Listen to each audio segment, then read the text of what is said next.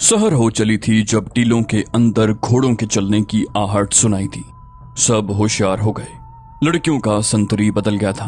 अब दूसरा आदमी पहरा दे रहा था। डाकू टीलों के दरमियान थे और अली बिन सुफियान और उसके आदमी टीलों के ऊपर। थोड़ी ही देर के बाद 8-9 डाकू उस जगह दाखिल हुए जहां उनका शिकार सोया हुआ था। संतरी घबरा गया। उसने जल्दी से अपने साथियों को जगाया। डाकुओं ने उनके गिर्द घेरा डाल लिया और घोड़ों से कूद आए। लड़कियों के साथ के आदमी जाग उठे, मगर डाकुओं ने उन्हें हथियार उठाने की मोहलत न दी।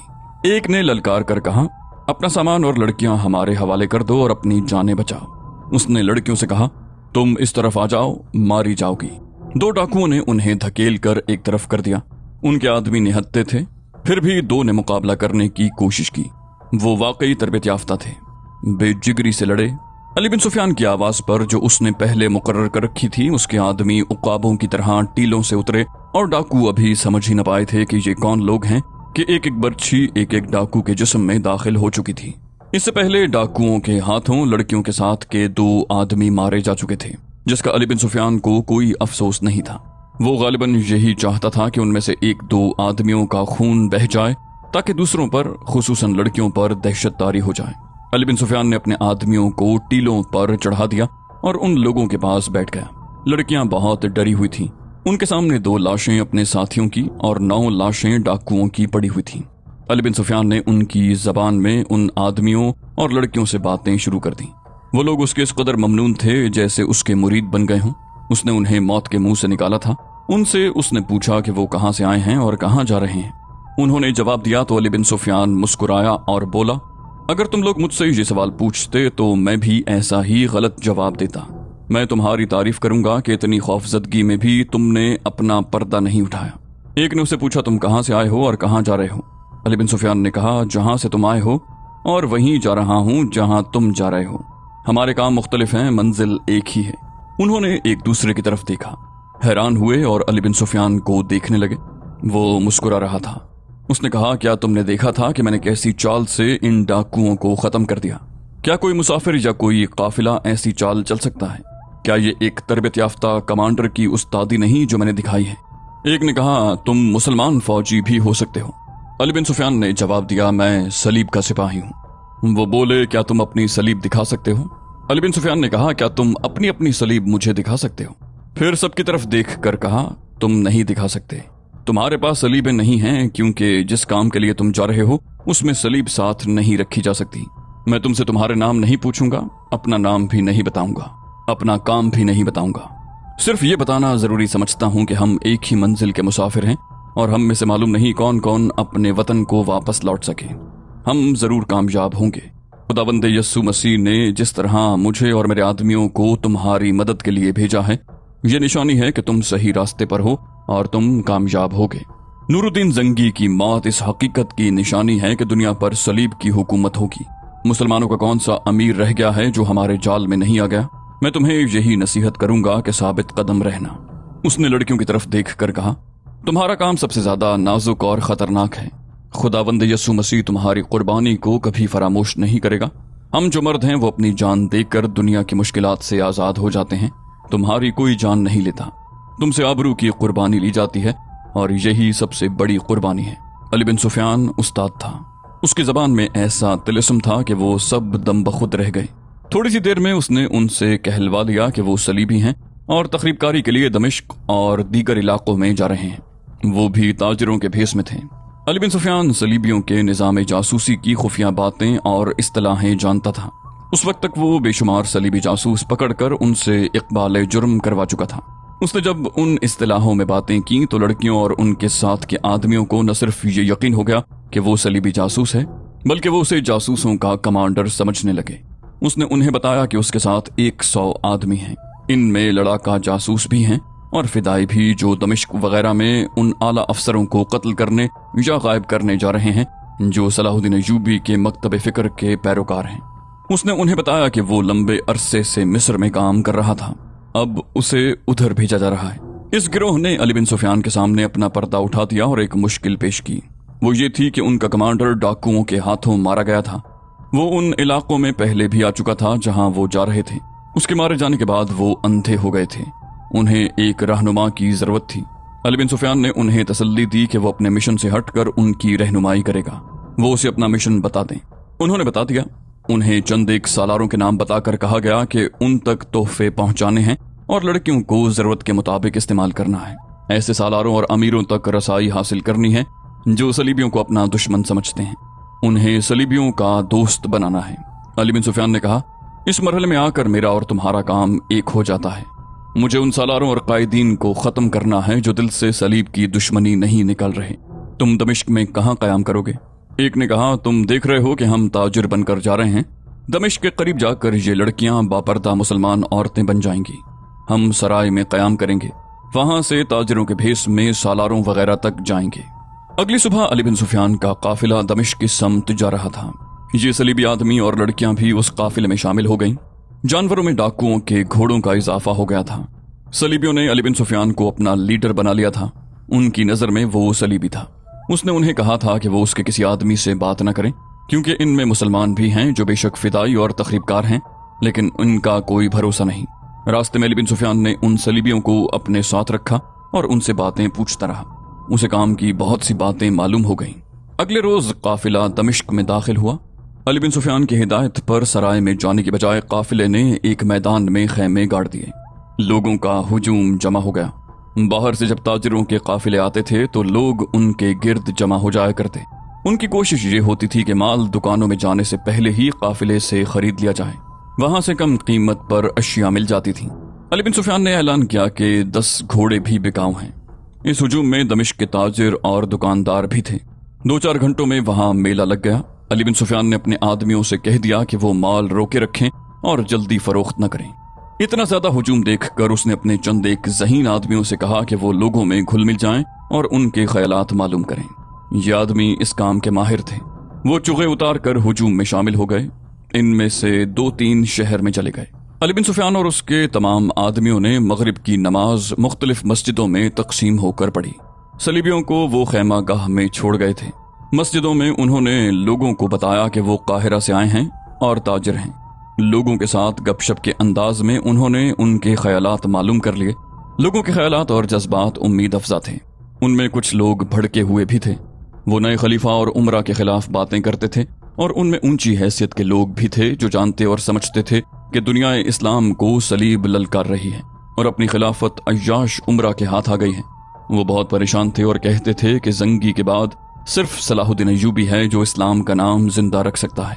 अली बिन सुफियान ने अपने आदमियों को बता दिया कि ये लड़कियां और आदमी सलीबी हैं और इन पर यही जाहिर करते रहें कि हम सब सलीब के मिशन पर आए हैं। उन्हें कोई शक न हुआ। अली बिन सुफियान ने उन्हें बताया था कि वो आज रात आराम करें और उसकी हिदायत का इंतजार करें। रात को वो 1 सालार तौफीक जवाद के घर चला गया।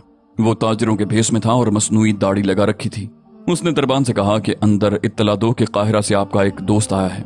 दरबान ने अंदर इत्तला दी तो अली बिन सुफियान को अंदर बुला लिया गया। तौफीक जवाद उसे पहचान न सका। अली बिन सुफियान ने बात की तो तौफीक जवाद ने उसे पहचान लिया और गले से लगा लिया। अली बिन सुफियान को उस शख्स पर भरोसा था। उसने अपने आने का मकसद बताया और यह भी बताया कि वो कुछ सलीबी जासूसों और लड़कियों को फांस लाया है और अब ये सोचना है कि उन्हें किस तरह इस्तेमाल किया जाए। अली बिन सुफियान ने उससे पूछा, इससे पहले मुझे ये बताओ कि यहाँ के अंदरूनी और बैरूनी हालात क्या हैं? काहिरा में बड़ी तशवीशनाक खबरें पहुंची हैं। तौफीक जवाद ने उन तमाम खबरों की तस्दीक की जो काहिरा पहुंची थी। उसने कहा, अली भाई, तुम इसे खाना जंगी कहोगे, लेकिन सलीबी खतरे को रोकने के लिए सलाहुद्दीन अय्यूबी को खिलाफत के खिलाफ फौज कशी करनी पड़ेगी। अली बिन सुफियान ने पूछा, अगर हम काहिरा से फौज लाएं तो क्या यहाँ की फौज हमारा मुकाबला करेगी?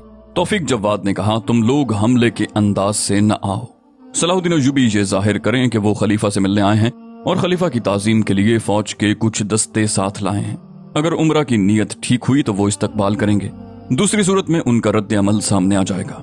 जहां तक यहाँ की फौज का ताल्लुक है, मैं वसूख से कहता हूँ कि ये फौज तुम्हारा मुकाबला नहीं करेगी बल्कि तुम्हारा साथ देगी। मगर ये भी जहन में रखो कि तुम जितना वक्त जाया करोगे ये फौज उतनी ही तुमसे दूर हटती जाएगी।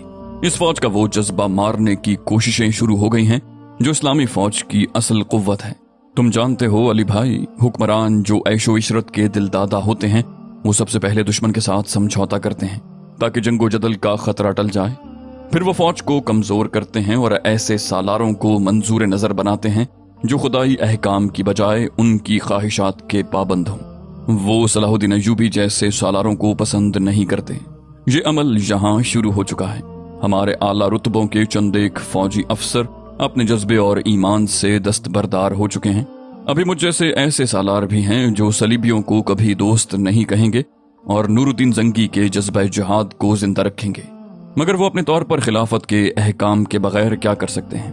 علی بن سفیان نے پوچھا، کیا میں سلطان ایوبی سے یہ کہہ دوں کہ یہاں کی فوج ہمارا ساتھ دے گی؟ توفیق جواد نے کہا، ضرور کہہ دو، البتہ خلیفہ کے محافظ دستے اور عمرہ کے محافظ دستے تمہارے خلاف لڑیں گے۔ ان دستوں کی نفری کم نہیں ہے اور ان میں چنے ہوئے سپاہی ہیں۔ جب سے زنگی فوت ہوئے ہیں ان دستوں کی خاطر مدارت پہلے سے زیادہ ہونے لگی ہے۔ انہیں غالباً خانہ جنگی کے لیے تیار کیا جا رہا ہے۔ علی بن سفیان نے کہا، یہاں کے لوگوں میں مجھے جو قومی جذبہ نظر آ رہا ہے اس سے مجھے توقع ہے کہ ہم یہاں آئے تو کامیاب ہو جائیں گے۔ توفیق جواد نے کہا، قوم اتنی جلدی بے حس نہیں ہو سکتی۔ جس قوم نے اپنے بیٹے شہید کرائے ہوں وہ اپنے دشمن کو کبھی نہیں بخشتی، اور جس فوج نے دشمن سے دو ہاتھ کیے ہوں اسے اتنی جلدی سرد نہیں کیا جا سکتا۔ مگر حکمرانوں کے پاس ایسے ایسے ہتھ کنڈے ہوتے ہیں جو قوم اور فوج کو مردہ کر دیا کرتے ہیں۔ اب قوم اور فوج میں نفاق پیدا کیا جا رہا ہے، قوم کی نظر میں فوج کو گرایا جا رہا ہے۔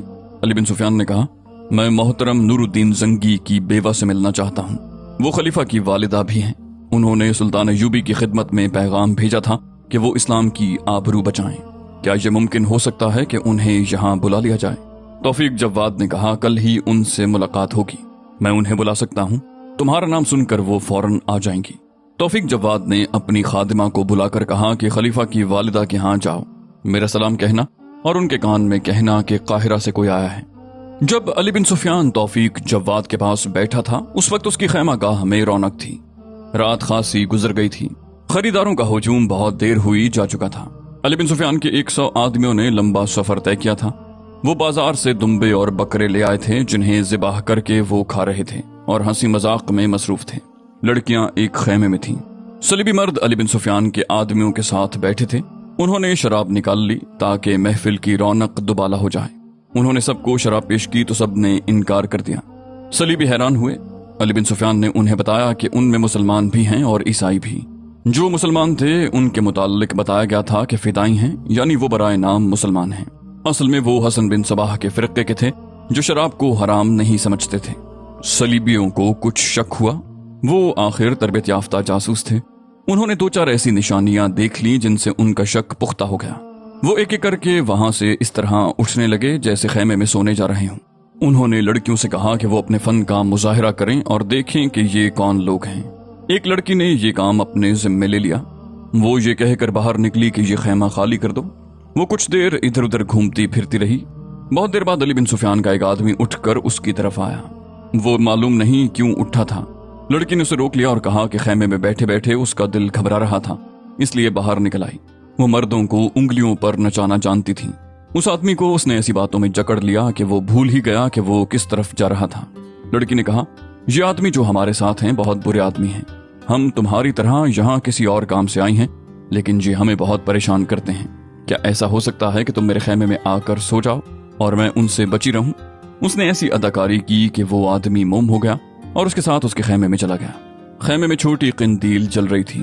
لڑکی نے روشنی میں اس آدمی کو دیکھا تو بڑی ہی پرکشش اور جذباتی مسکراہٹ سے کہا، او تم تو بہت خوبصورت آدمی ہو، تم میری حفاظت کر سکو گے؟ اس نے شراب کی چھوٹی سی سراہی اٹھا کر کہا، تھوڑی سی پیو گے؟ وہ بولا نہیں۔ لڑکی نے پوچھا کیوں؟ وہ بولا میں مسلمان ہوں۔ لڑکی بولی اگر اتنے پکے مسلمان ہو تو صلیب کے لیے مسلمانوں کے خلاف جاسوسی کیوں کرنے آئے ہو؟ وہ آدمی چونکا۔ اس نے کہا اس کی مجھے اجرت ملتی ہے۔ لڑکی جتنی خوبصورت تھی اس سے کہیں زیادہ چالاک تھی۔ اپنے یہ دونوں ہتھیار استعمال کر کے اس نے علی بن سفیان کے اس آدمی کے دل و دماغ پر قبضہ کر لیا۔ اس نے کہا شراب نہ پیو، شربت پی لو۔ وہ دوسرے خیمے میں چلی گئی اور ایک پیالہ اٹھا لائی۔ اس آدمی نے پیالہ ہاتھ میں لے کر منہ سے لگایا تو مسکرا کر پیالہ رکھ دیا۔ لڑکی سے پوچھا اس میں کتنی حشیش ڈالی ہے؟ لڑکی کو دھچکا لگا لیکن سنبھل گئی، بولی زیادہ نہیں، اتنی سی ڈالی ہے جتنی تمہیں ذرا سی دیر کے لیے بے خود کر دے۔ آدمی نے پوچھا کیوں؟ اس نے سنجیدگی سے کہا کیونکہ میں تم پر قبضہ کرنا چاہتی ہوں۔ اگر تمہیں میری باتیں بری لگیں تو اپنا خنجر میرے دل میں اتار دینا۔ میں تمہیں اتفاقیہ نہیں ملی، मैंने तुम्हें उठते और इधर आते देख लिया था। मैं तुम्हारे रास्ते में खड़ी हो गई थी। सफर के दौरान मैं तुम्हें बड़े गौर से देखती रही हूँ। ऐसा लगता था जैसे हम कभी इकट्ठे रहे हैं और एक दूसरे को जानते हैं। तुम मेरे दिल में उतर गए हो। तुमने देखा है कि मैंने तुम्हें शराब पेश की थी, खुद नहीं पी। मैं शराब नहीं पीती क्योंकि मैं मुसलमान हूँ। ये लोग मुझे जबरदस्ती पिलाते हैं। वो चौंक कर बोला, तुम इन काफिरों के साथ कैसे आ गई? लड़की ने कहा, 12 साल से इनके साथ हूँ। मैं यरूशलेम की रहने वाली हूँ। उस वक्त मेरी उम्र 12 साल थी जब मुझे बाप ने फरोख्त किया। मुझे मालूम नहीं था कि मेरे खरीदार ईसाई हैं। उन्होंने मुझे इस काम की ट्रेनिंग दी जिसके लिए मैं यहाँ आई हूँ। मैं दमिश्क और बगदाद का नाम सुना करती थी और ये नाम मुझे अच्छे लगते थे। इस सरजमीन पर कदम रखा है तो इसकी हवाओं ने मेरे अंदर मेरा मजहब बेदार कर दिया है। मैं मुसलमान हूँ। मुसलमानों की तबाही के लिए कोई काम नहीं कर सकूंगी। उसने जज्बाती लहजे में कहा, मेरा दिल रो रहा है, मेरी रूह रो रही है। उसने उस आदमी के दोनों हाथ पकड़कर अपने सीने पर रख लिया और कहा, तुम भी मुसलमान हो? आओ भाग चलें। मुझे जहां ले जाओगे चलूंगी। रेगिस्तान में लिए लिए फिरोगे तो खुशी से तुम्हारे साथ जाऊंगी। तुम भी अपनी कौम को धोखा देने से बाज आ जाओ। हमारे पास सोने के बहुत से सिक्के हैं। मुझे मालूम है कि कहां पड़े हैं। मैं आसानी से चुरा लाऊंगी। अली बिन सुफियान का ये आदमी था तो अक्लमंद, लेकिन लड़की के झांसे में आ गया। उसे अपनी ड्यूटी याद आ गई थी, इसीलिए उसने हशीश नहीं पी थी। वो हशीश की बू से वाकिफ था। उसने लड़की से पूछा कि वो और उसकी पार्टी यहाँ क्या करने आई है। लड़की ने बता दिया। उस आदमी ने कहा, मैं तुम्हें यकीन दिलाता हूँ कि तुम यहाँ मुसलमानों को धोखा नहीं दे सकोगी। अगर तुम सच्चे दिल से इस काम से मुतनफ्फर हो गई हो तो तुम खुशकिस्मत हो कि तुम हमारे धोखे में आ गई हो। अब तुम हमारे साथ रहोगी। हम में से कोई भी सलीब का जासूस नहीं। हम सब मिस्र की फौज के लड़ाका जासूस हैं। लड़की जोश मुसर्रत से उसके साथ लिपट गई। उस आदमी ने कहा, मैं अपने कमांडर से कहूंगा कि तुम्हें दूसरी लड़कियों से अलग रखे और किसी अमीर वगैरह के हवाले न करे। लड़की बेताबी से उसका हाथ चूमने लगी। उसका फरेब कामयाब हो गया था। अली बिन सुफियान का इतना होशियार जासूस एक लड़की के फरेब का शिकार हो गया। लड़की ने उसे कहा, जरा ठहरो, मैं देखा हूं कि मेरे साथी सो गए हैं या नहीं। ये कहकर वो खेमे से निकल गई। अली बिन सुफियान सालार तौफीक जव्वाद के घर बैठा नूरुद्दीन जंगी की बेवा का इंतजार कर रहा था।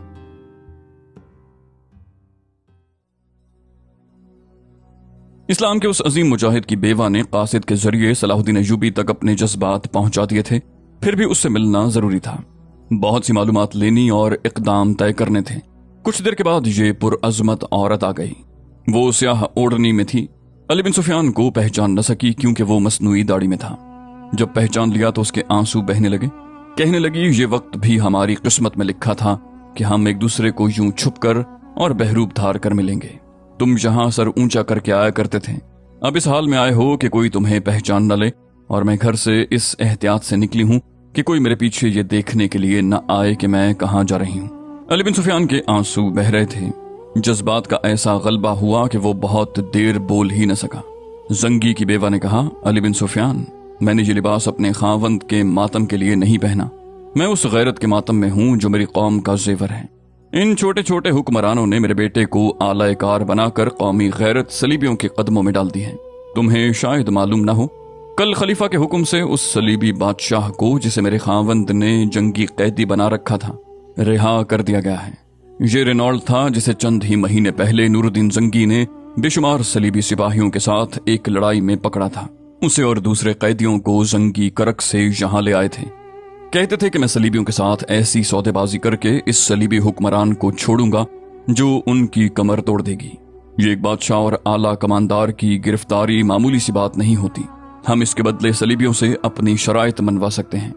मगर कल मेरा बेटा मेरे पास आया और बड़ी खुशी से कहा, माँ, मैंने सलीबी हुक्मरान को और उसके साथ तमाम सलीबी कैदियों को रिहा कर दिया है। मेरे दिल पर ऐसी चोट पड़ी कि मैं बहुत देर अपने आप से बाहर रही। बेटे से पूछा कि इन जंगी कैदियों के इवज तुमने अपने जंगी कैदी रिहा करा लिए हैं। बेटे ने बच्चों का सा जवाब दिया। कहने लगा, हम उन कैदियों को लेकर क्या करेंगे? हम आइंदा किसी से लड़ाई नहीं करेंगे। मैंने बेटे से कहा, तुम आइंदा अपने बाप की कब्र पर न जाना। तुम जब मरोगे तो मैं तुम्हें इस कब्रिस्तान में दफन नहीं करूंगी जिसमें तुम्हारा बाप दफन है। उस कब्रिस्तान में वो शहीद भी दफन हैं जो सलीबियों के हाथों शहीद हुए थे। तुम्हें वहां दफन करके मैं उनकी तौहीन नहीं करना चाहती, लेकिन मेरा बेटा बच्चा है, वो कुछ नहीं समझता। मैं उन अमीरों से भी मिली हूं जिनके कब्जे में मेरा बच्चा है। वो मेरा एहतराम करते हैं लेकिन मेरी कोई बात नहीं सुनते। सलीबियों ने अपने हुक्मरान और जंगी कैदियों को रिहा करा के इस्लाम के मुंह पर थप्पड़ मारा है। मैं हैरान हूं कि सुल्तान सलाहुद्दीन अय्यूबी काहिरा में बैठा हुआ क्या कर रहा है, वो क्यों नहीं आता। अली बिन सुफियान सलाहुद्दीन अय्यूबी क्या सोच रहा है। उसे कहना तुम्हारी एक बहन तुम्हारी गैरत का मातम कर रही है। उसे कहना कि वो स्याह लिबास उस रोज उतारेगी जिस रोज तुम दमिश्क में दाखिल होकर मुझे दिखा दोगे कि तुमने मिल्लत इस्लामिया की आबरू इन अय्याश और ईमान फरोशों से छीन ली और उसे बचा लिया है, वरना मैं इसी लिबास में मर जाऊंगी और वसीयत करके जाऊंगी कि मुझे इसी लिबास में दफन किया जाए, कफन ना पहनाया जाए। मैं रोज़ क़यामत अपने खावंद और खुदा के सामने सफ़ेद कफन में नहीं जाना चाहती। अली बिन सुफियान ने कहा, मैं इन जज्बात को अच्छी तरह समझता हूँ। आइए हकीकत की बात करें। सुल्तान अय्यूबी आप ही की तरह बेताब और बेचैन है। आप जानती हैं कि हमें कोई कार्रवाई जज्बात और इश्तियाल के ज़रिए असर नहीं करनी चाहिए। यहाँ के हालात का जायजा लेना जरूरी है। हम इस कोशिश में हैं कि खाना जंगी न हो। इसकी एक ही सूरत है, वो ये कि कौम हमारा साथ दे। फौज के मुताल्लिक तौफीक जवाद मुझे यकीन दिला चुके हैं कि हमारी फौज के खिलाफ नहीं लड़ेगी, अलबत्ता मुहाफिज दस्ते मुकाबला करेंगे। जंगी की बेवा ने कहा, कौम आपके साथ है। मैं औरत हूँ, मैदान जंग में नहीं जा सकती। मैं एक और महाज पर लड़ती रही हूँ। मैंने कौम की औरतों में मिल्ली जज्बा इस हद तक पैदा कर रखा है कि आप किसी भी वक्त उन्हें मैदान जंग में ले जा सकते हैं। मेरे इंतजामात के तहत यहाँ की तमाम नौजवान लड़कियां तेगजनी और तीरंदाजी की महारत रखती हैं। औरतों ने अपने बच्चों, भाइयों, बापों और खावंदों को शोले बना रखा है। मैंने जिन औरतों के हाथों उन्हें तरबियत दी है वो मेरे हाथ में है। अगर नौबत खाना जंगी तक आ गई तो हर घर को औरतें खलीफा की फौज के खिलाफ मोर्चा बना लेंगी। अगर सलाहुद्दीन अय्यूबी फौज लेके आए तो मेरा खलीफा बेटा और उसके हाशिया बरदार अपने आप को तन्हा पाएंगे। तुम जाओ बिरादर अली, फौज लाओ, यहाँ के हालात मुझ पर छोड़ दो। कौम की तरफ से तुम पर एक भी तीर नहीं चलेगा। अगर तुम जरूरत समझो कि मेरे बेटे को कत्ल कर दिया जाए तो भूल जाना कि वो नूरुद्दीन जंगी का और मेरा बेटा है। मैं अपने बेटे के जिस्म के टुकड़े करवा लूंगी, सल्तनत इस्लामिया के टुकड़े टुकड़े होते नहीं देख सकूंगी। तौफीक जवाद ने भी अली बिन सुफियान को यकीन दिलाया कि खाना जंगी नहीं होगी। उसके बाद उन्होंने स्कीम बनाई कि सुल्तान अय्यूबी किस तरह आएगा और यहाँ क्या होगा। ये तय हुआ कि सुल्तान अय्यूबी खामोशी से आएगा और खलीफा और उसके हाशिया बरदारों को बेखबरी में आन लेगा।